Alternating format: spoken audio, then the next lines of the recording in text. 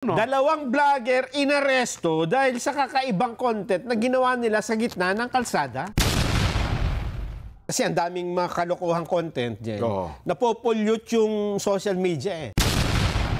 No? Dalawang vlogger inaresto dahil sa kakaibang content na ginawa nila sa gitna ng kalsada.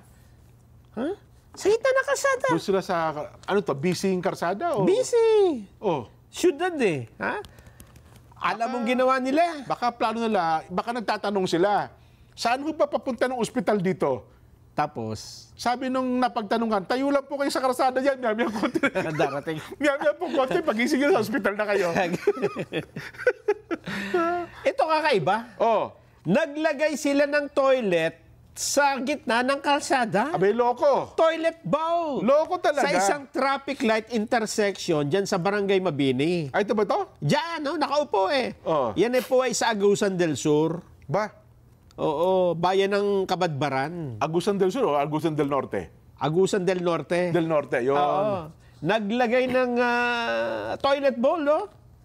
At umupo habang nakahubad.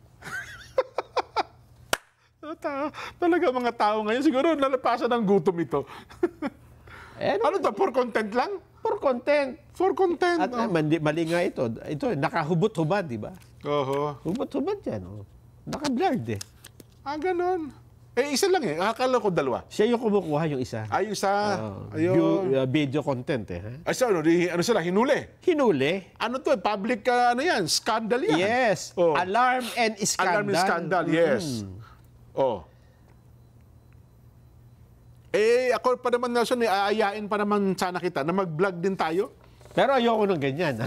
Hindi, tatapatan natin ito doon sa kabilang. Ayan, no? Oh. May smiley face pa eh. Ayun. Si Malolot pala eh. Elton Wen. Elton John pala eh. Oh. Eh, dapat nag-singer na lang siya. Oo. Oh. Alam mo, ang dami naman pwedeng i-content na dapat yung may yung may kabuluhan, di ba? Oo nga yung naman. Halimbawa, paano mo paniligayahin ng yung misis, di ba? Paano siya hindi magagalit, di ba? Paano kayo laging sweet? Yan dapat ang mga content.